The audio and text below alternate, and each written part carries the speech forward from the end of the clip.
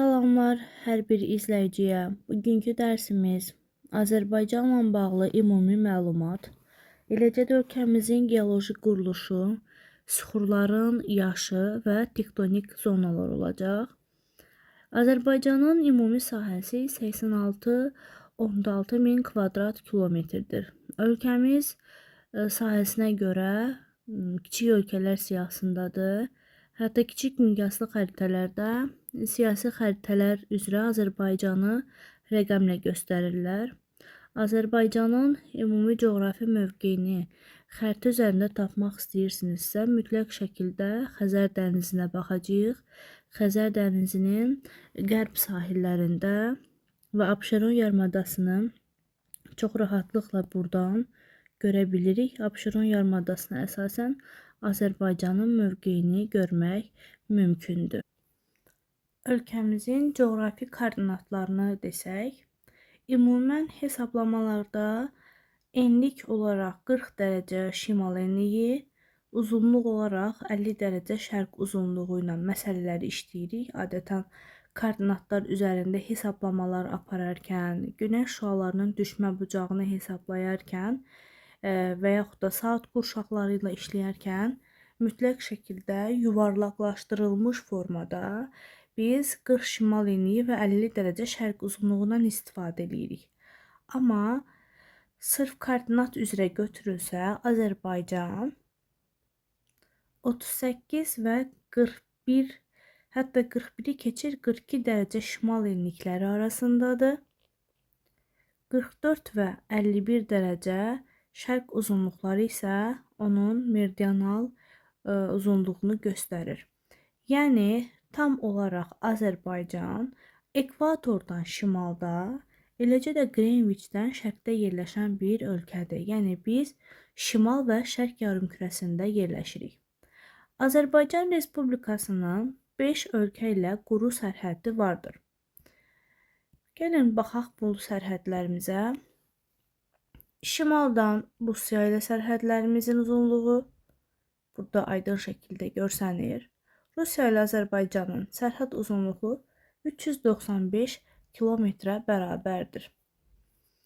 Sonra gəlir cənubdan İran İslam Respublikası ilə sərhədlərimizin uzunluğu 765 kilometr təşkil edir. Qərbdən Ermənistan Respublikası ilə 1007 kilometr məsafədə uzanır və bu da rekord nəticə deməkdir. Yəni, Azərbaycan ən uzun sərhəddi malik Ermənistanla götürülür. Sonra şimal-qərbdən bu istiqamət, yəni Gürcüstanla sərhədlərimizin uzunluğu 471 kilometr təşkil edir. Ən sonda isə cənub-qərbdən çox kiçik bir hissədə Türkiyə Respublikası ilə 13, bəzi mənbələrdə isə 15 kilometr götürülür, sərhədlərimizin uzunluğudur. Azərbaycan şərqdən tamamilə Xəzər dənizi ilə əhatələnib. Bu nöqtədən bu nöqtəyə qədər Xəzər dənizi ilə əhatələnmişdir. Sahil xəttlərinin uzunluğu isə 825 kilometr təşkil edəcək. Yəni, Azərbaycanın quru sərhədləri 5 ölkə ilə götürülür. Rusiya, İran, Ermənistan, Gürcüstan və Türkiyə. Azərbaycanın su qonşuları da var. Yəni, Xəzər dənizi sadəcə Azərbaycana məxsus deyil. Xəzər dənizini biz digər ölkələrlə də paylaşırıq. Həm Rusiya, həm İran, həm Qazaxıstan, həmçinin Türkmənistan. Qazaxıstan və Türkmənistan, burada Azərbaycan yazaq. Yəni, Xəzər dənizinin ətrafında 5 ölkə var. Şimal hissədən Rusiyanı götürəcək, qərbdən Azərbaycan, cənub-qərbdən İran, şimal, şərq və şərq hissəsi təxminən olacaq Qazaxıstan, şərq və cənub-şərq hissədə isə Türkmənistanla sərhəddir. Yəni, Azərbaycan su sərhəddi, yalnız su sərhəddi olan Qazaxıstan və Türkmənistandır ki, həmin ölkələrlə bizim quru sərhəddimiz yoxdur. Həm su, həm quru sərhəddi Rusiya və İran götürəcək. Fikir verdinizsə, digər xəritədə də həm quru sərhəddimiz, həm su sərhəddimizi görə bilirik. Yəni, həm Rusiya-İran quru sərhəddimizi, həmçinin də su sərhəddimizi paylaşdığımız ölkələr hesab olunur. Respublikamız geoloji quruluş cəhətdən cavan ərazi hesab olunur. Cavan ərazi hesab olunduğu üçün də biz deyirik ki, Azərbaycan Respublikası geosinklinal qurşaqda yerləşir. Yadımıza salaq, neçə geosinklinal qurşaq var idi? 4 geosinklinal qurşağın adını çəkirdik. Alp-Himalay, Kordilyer-And, Sakit Okeanodlu qövsü və Orta Atlantik dağ sistemini silsiləsini götürürdük biz. Azərbaycan da yerləşir Alp-Himalay geosinklinalığında. Azərbaycanın yerləşdiyi tavalar hansı tavalardır? Daha doğrusu hansı tavaların sərhəddinə uyğun gəlir? Biz Azərbaycanı Şərqi Avropa və Ərəbistan tavalarının toqquşduğu ərazi hesab edəcəyik ki, Azərbaycan həmin tavaların toqquşması sərhəddində yerləşir və Azərbaycanda olan bütün dağ sistemi, bütün ovalıqlar, yəni ora aiddir yayla, yüksəklik, düzənliklərin hər birisi geosinklinal qurşaqda yerləşir. Yəni, məsələn, sualda Kür-Araz ovalığı deyirsə, Kür-Araz ovalığı geosinklinalda yerləşən ovalıq hesab olunur. Və yaxud da Talış dağları deyirsə, geosinklinalda yerləşən dağlar hesab olunur. Bu həmçinin Zəngəzur və Dərələyəz dağları üçün, Kiçik Qafqaz, Böyük Qafqaz dağları üçün də keçərlidir. Yəni, Azərbaycanla bağlı hansı relyef forması olur olsun, mütləq şəkildə biz o cavabı geosinklinala götürəcəyik. Çünki Azərbaycan geosinklinal ərazidə yerləşir. Buna görə də respublikamızda seismiklik özünü göstərir. Əvvəl zamanlarda zəlzələ hadisələri tez-tez müşahidə olunurdu. Son illərdə Azərbaycanda zəlzələlərin sayında azalma müşahidə olunur. Əslində mən düşünürəm ki, Azərbaycan sırf birləşmə xəttindən nisbətən uzaqda yerləşdiyi üçün biz seismikliyi hal-hazırda zəif görürük. Seismik hadisələrə zəlzələlər, vulkanlar, müxtəlif yeraltı təkanlar əsas götürülür. Azərbaycanda deyim ki, fəaliyyətdə olan vulkan yoxdur. Yəni, biz hal-hazırda gözümüzlə görmürüksə, fəaliyyətdə olan əlbəttə ki, maqmatik vulkanlar nəzərdə tutulur. Biz onu görmürük. Azərbaycanda gözlə görünməyən, amma orada əlamətləri olan, yəni maqmatik süxurların gözlə göründüyü ərazini götürə bilərik. Kəlbəcər və Laçın rayonlarının ərazisinə düşür. Qarabağ vulkanik yaylasını götürürük. Qarabağ vulkanik yaylası Kaynazoy dövrünün 4-cü dövründə püskürülmüş efuzив süxurlar əsasında yaralmış yayladır. Üzr istəyirəm cümləmə görə. Yaranmış yayladır və bu yaylada böyük işıqlı, gəlin qaya, axar-baxar, pəri çınqılı, ayı çınqılı, qızıl qaya, bu kimi zirvələr Qarabağ vulkanik yaylasında yerləşən vulkanik dağlardır. Yəni, burada vulkanik süxurları görürük, onun əlamətlərini görürük. Yəni, bu ərazidə vaxtı ilə vulkan püskürmüşdür. Əslində, məntiq olaraq Kəlbəcərdə istusunu görən insan bilir ki, bu ərazilərdə ümumiyyətlə maqmatik proseslər hələ də az da olsa davam edir. Azərbaycanda vulkanın digər növü palçıq vulkanları geniş yayılmışdır. Palçıq vulkanları Azərbaycanda əsasən neftli və qazlı sahələrdə müşahidə olunur, daha çox müşahidə olunur. Palçıq vulkanı proses olaraq psevdovulkanizm adlanır, yəni yalançı vulkandır. O maqma əvəzinə palçıq püskürür və həmin sulu palçığı biz salza adını verəcəyik. Salza zaman keçdikcə bərkiyir və brekçiya kimi süxurları əmələ gətirir. Azərbaycanda 250-dən artıq palçıq vulkanı var. Ümumiyyətlə dünyada ən çox palçıq vulkanlarının yayıldığı ərazilərdən hesab olunuruq. Palçıq vulkanından hal-hazırda tibbi olaraq və yaxud da kosmetoloji olaraq istifadə olunur. Palçıq vulkanının palçığından xüsusi maskalar hazırlanır və yaxud da yel xəstəliyindən əziyyət çəkən insanlar palçıq vulkanından istifadə edirlər. Bakı ərazisində, Abşeron yarımadası ərazisində Şıx Zayirli, Otman Bozdağ, Axtarma Paşalı, Torağay, Ayrantökən, Keyrəki, Keçəldağ, Lökbatan və s. Yəni hədsiz dərəcədə çox palçıq vulkanları var ki, Azərbaycan ərazisində yayılmışdır. Bunlardan ən hündürü isə 400 metr hündürlüyündə olan dağ, yəni Torağay palçıq vulkanını misal göstərmək olar. Əgər sual düşsə ki, palçıq vulkanları hansı ərazilərdə geniş yayılıb, deyəcəksiniz ki, neft və qazın çıxarıldığı ərazilərdə daha geniş şəkildə yayılmışdır. Gəldik Azərbaycanda zəlzələlərə. Ümumiyyətlə respublikamız geosinklinalda yerləşdiyi üçün zəlzələ cəhətdən aktiv ərazi hesab olunur. Sadəcə ölkəmizin çox böyük bir hissəsi 6-7 ballıq Richter şkalasına görə 6-7 ballıq sistemdən qiymətləndirilir. Sadəcə bir neçə yerlər var ki, orada zəlzələlərin gücü 8-9 ballıq şkala ilə götürülür. Bunlar hansıdır? Böyük Qafqazın cənub-şərq yamacı, əsasən Şamaxı ətrafı, eləcə də Kiçik Qafqazın şimal-şərq yamacı, yəni Gəncə ətrafı və Azərbaycanda Naxçıvan ərazisinin Zəngəzur dağlarını göstərmək olar ki, bu 3 nöqtə əsas qaynar nöqtələrdir ki, həmin nöqtələr 8-9 ballıq zəlzələ ilə özünü bir üzə verir. Azərbaycanda tektonik qırılmalar var, tektonik zonalar var.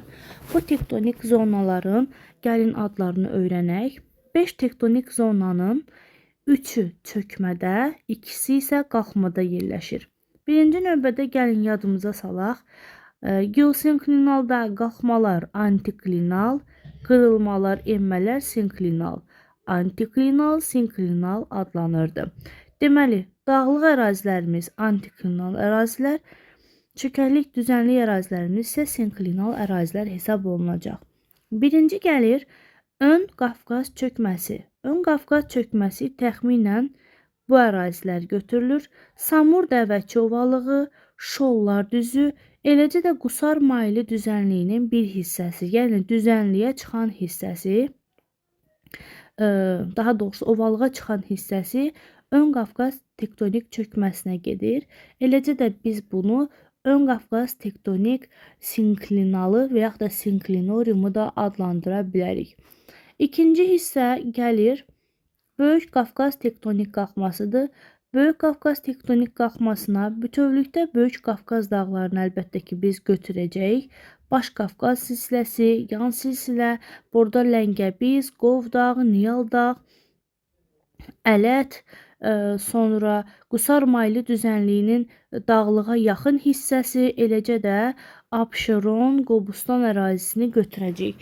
Yəni bu hissə tamamilə Böyük Qafqaz tektonik qalxmasına aiddir və yaxud da Böyük Qafqaz tektonik antiklinoriumu adlandırırıq. Yadınızda saxlayın, Abşeron yarımadası Bakı ərazisi Böyük Qafqaz tektonik qalxmasına aid hesab olunur.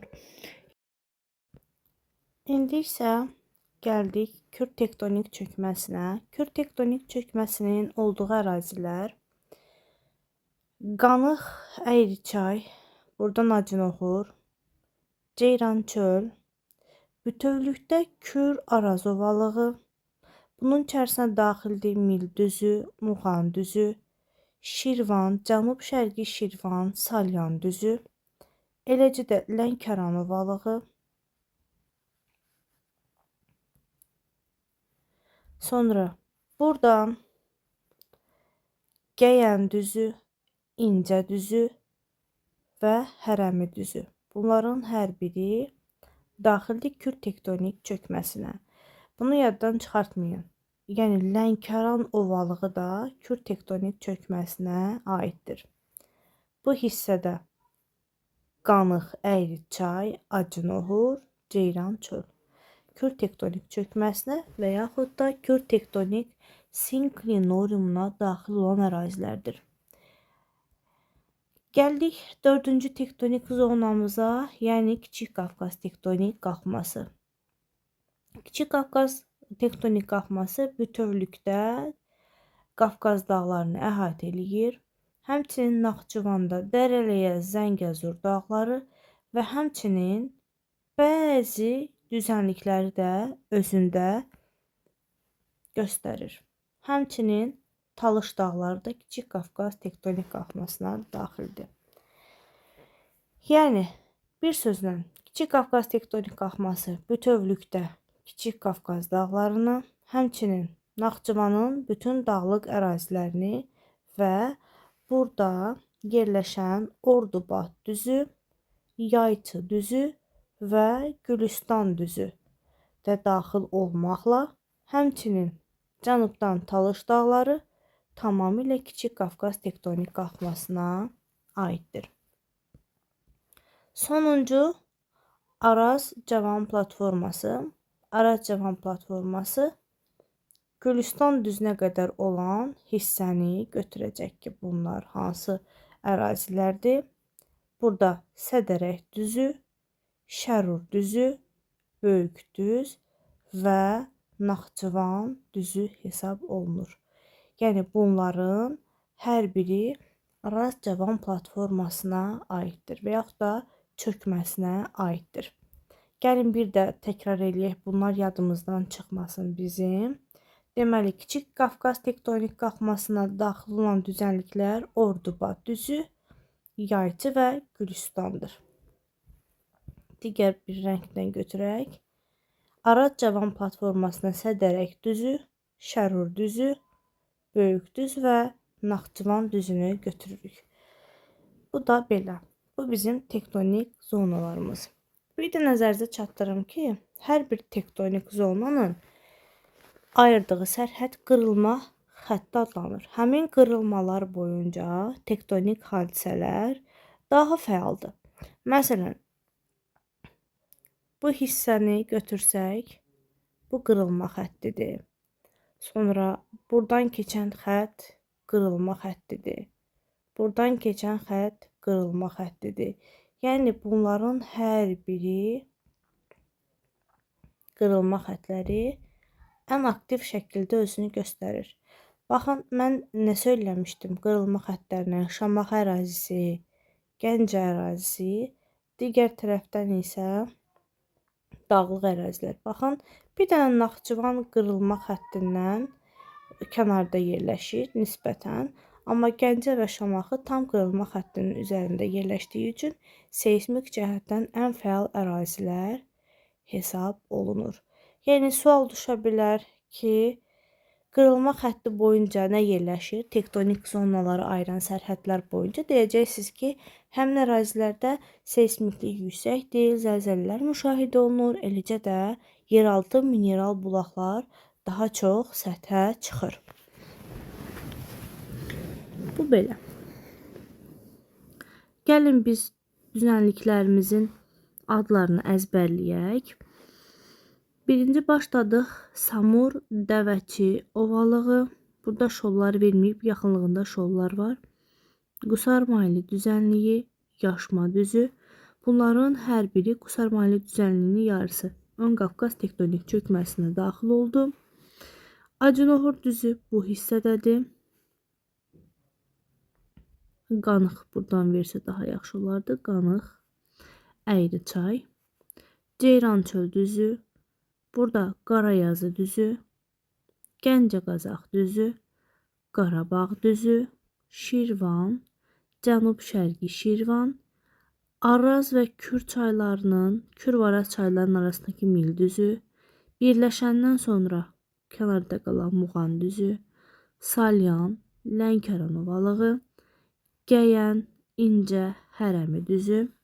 Bu isə Naxçıvanda Ordubad, Yayçı Gürcistan. Bunlar bildik ki, Kiçik Qafqaz tektonik qalxmasına aid idi. Sədərək, Şərur, Böyükdüz, Naxçıvan isə Araz Cavan platformasına daxil idi. Bunlar isə düzənliklərimizin yerləri. Ümumiyyətlə xəritədə düzənlikləri, ovalıqları, dağları yerinə öyrənmək üçün çoxlu təkrar eləmək lazımdır. Yəni sadəcə bir dəfə baxmaqla bunları yadda saxlamaq olmaz. Təkrar biliyin anasıdır. İndi isə gələk ərazi üzrə yerləşən süxurların yaşına. Azərbaycan ümumiyyətlə geosinklinalda yerləşdiyi üçün qədim ərazi hesab olunmur. Çünki bizim dağlarımız Alp qırışıqlığında yaranıb və ondan əvvəlki Mezozoyun sonlarında yaranmış dağlardır. Buna görə də biz respublikamızın ərazisinə qədim ərazi deyə bilmərik. Yəni geoloji baxımdan qədim ərazi deyə bilmərik. Azərbaycanda ən qədim süxurlar Paleozoya aid olan süxurlardır ki, bunlar sadəcə 2 nöqtədə rast gəlinir. Bunlar hansıdır? Naxçıvanda Şərur ərazisinə düşən Sədərək qalxmasını götürəcəyik. Bir də Tovuz rayonunda Zəyən və Əsrikçay ərazisini götürəcəyik. Burada indi yaxşı düşməyib. Təxminən bax bu ərazilərdir ki, xəritədə verilsə, bu iki hissə qədim süxurların yayıldığı hissə hesab olunur. Hansılardır təkrar edək? Naxçıvanda Şərur rayonunda Sədərək qalxması, Tovuzda Zəyən və Əsrikçay yatağında Paleozoy dövrünün süxurlarına rast gəlinir. Qırmızı ilə gəlin Paleozoyu göstərək ki, burada aydın şəkildə görə bilək. Digərini bu rəngdə istifadə edək. Sonra gəlir Mezozoy dövrü. Mezozoy, daha doğrusu erasının 3 dövrü var. Trias, Jura, Təbaşir. Birinci dövrü gəlir Trias dövrü. Trias dövrü Azərbaycanda yalnız Naxçıvan ərazisində yerləşən Dərələyəz dağlarında rast gəlinir. Bura bir t yazaq ki, bilinsin. Yəni sadəcə Dərələyəz dağlarında Trias dövrünün süxurlarına rast gəlinir. Sonra Jura və Təbaşir dövrü. Jura və Təbaşir dövründə Jura daha qədimdir. Nisbətən cavanı isə Təbaşir dövrü hesab olunur. Belə götürək də, dağ yarananda ilk hissə, qabaran hissə zamanla dağ qalxdıqca zirvədə qalır. Yəni zirvə daha qədim hissədir. Ona görə də biz dağlarımızın zirvələrini Jura dövrü, alçaq orta dağlığını isə Təbaşir dövrü götürəcəyik.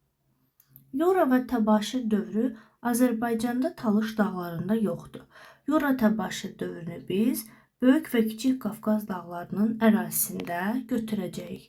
Ən yüksək hissələrimiz, dağın ən yüksək hissələri olacaq Jura, digər hissələri isə Təbaşir dövrünə aiddir. Gördüyünüz kimi, baxın, bunu fərqli rəngdə göstərim. Bu hissəni daxil eləmədim. Niyə? Çünki bu hissə Qarabağ vulkanik yaylasının ərazisinə düşür. Qarabağ vulkanik yaylasında da 4-cü dövrdə püskürmələr baş verdiyi üçün buranı 4-cü dövrün effuzil süxurlarının yayıldığı ərazi götürəcəyik. Yəni Qarabağ vulkanik yaylası məhz bu ardıcıllığı pozan ərazi hesab olunur. Sonraki era Kaynazoy erasıdır. Azərbaycan ümumiyyətlə geosinklinal qurşaqda yerləşdiyi üçün bizim ölkəmiz cavan ərazi hesab olunur. Cavan ərazi olan yerlərdə də 4-cü dövrün süxurlarına, eləcə də bütövlükdə Kaynazoy erasının Paleogen, Neogen dövrünə aid olan süxurlara geniş rast gəlirik. Azərbaycanda Paleogen dövrünün süxurları Talış dağlarında, eləcə də Qarabağ ərazisinin yuxarı hissəsində, yəni təxminən Daşkəsən Gədəbəy ərazisinin Ermənistanla yaxın olan hissələrində, eləcə də Naxçıvan Muxtar Respublikasının ərazisində və Böyük Qafqazın cənub-şərq yamacı, yəni burada Ləngəbiz, Ələt tirəsi, baxın bu əraziləri Paleogen dövrlərinin süxurları hesab edəcək. Kaynazoy erasının sonraki dövrü Neogen dövrü və yaxud da biz bu dövrə 3-cü dövrdə deyə bilərik. 3-cü dövrün süxurları ən çox Acınohur, daha doğrusu Ceyrançöl ərazisində, həmçinin Acınohur ərazisində, Abşeron Qobustuna yaxın digər əraziləri, Naxçıvan Muxtar Respublikasında Dərəliyəz və Zəngəzur dağlarının arasında və Qusar maylı düzənliyinin bu hissəsində biz paleogen dövrünün süxurlarına rast gəlirik. Sonra gəlir sonuncu, 4-cü dövr və yaxud da antropogen dövrün süxurlarının yayıldığı ərazilərə. Azərbaycanın digər əraziləri, boş gördüyümüz ərazilər demək olar ki, 4-cü dövr süxurları ilə geniş yayılmışdır. Bunlar hansı ərazilərdir? Əlbəttə, Samur Dəvəçi ovalığı, Şollar düzü. Buradan Yaşma düzünün Xəzər dənizinə yaxın olan əraziləri, bütövlükdə Bakı, Abşeron ərazisi, Lənkəran ovalığı, Kür Araz ovalığı, hansı ki bunun içərisində Mil düzü, Muğan düzü, Şirvan, Cənub-Şərqi Şirvan, Salyan düzləri, sonra Hərəmi düzü, Geyən İncə düzü, eləcə də biraz əvvəl dedim mən sizə Qarabağ vulkanik ailəsinə 4-cü dövrə aid vulkanogen süxurlar var. Bunlar da 4-cü dövrə daxildir. Və Naxçıvan Muxtar Respublikasının Araz boyu düzənlikləri və sonra Qanıq, Əyrəçay ərazisi. Bunlar isə antropogen dövrü, yəni 4-cü dövrün süxurlarının geniş yayıldığı ərazilər hesab olunur. Bir də üstündən təkrar keçək. Azərbaycanda ən qədim süxurlar Tovuzda və Naxçıvanda rast gəlinir. Sonra Trias dövrünə sadəcə Dərəliyəz dağlarında rast gəlinir. Yura Təbaşir isə Böyük və Kiçik Qafqaz dağlarında rast gəlinir, Talış dağlarında yoxdur. Böyük Qafqaz dağları tamamilə demək olar ki, yüksək dağlığı Yura, alçaq dağlığı Təbaşir dövrünə gəlib çıxır. Kiçik Qafqaz dağlarında Qarabağ vulkanik yaylası bu ardıcıllığı pozur. Çünki Qarabağ vulkanik yaylasında püskürülmüş süxurlar antropogen dövrə gəlib çıxır. Amma digər yüksək dağlıqları Yura, alçaq dağlıqları isə, daha doğrusu orta dağlıqları isə Təbaşir dövrü hesab olunur. Sonra gəlir Kaynazo erasının paleogen dövrünə. Paleogen dövrü olacaq Talış dağları, əsasən Talış dağları. Sonra Qusar maylı düzənliyinin orta dağlıq hissələri, Acınohur, Ceyrançöl, Gədəbəy Daşqəsən ərazisinin kiçik bir hissəsi, eləcə də Naxçıvanın bir çox dağlıq ərazilərini biz götürürük paleogen dövrünə. 4-cü dövrün süxurları isə, daha doğrusu 3-cü dövrün süxurları isə Qobustan alçaq dağlığına nisbətən Abşerona yaxın hissələri götürürük. Qusar maylı düzənliyini götürürük. Acınohur, Ceyrançöl ərazisini götürürük. Sonra 4-cü dövr isə bütövlükdə Kür Araz ovalığı, Samur Dəvəçi Şollar, Abşeron yarımadası, Qanıq Əyrəçay, Lənkəran ovalığı və həmçinin Araz boyu düzənlikləri daxil edirik. Dərsimiz bu qədər. Ümid edirəm ki, dərsimizi başa düşdünüz. Əlavə sualınız olarsa, rəy bölməsində qeyd edə bilərsiniz. Sağ olun, salamat qalın.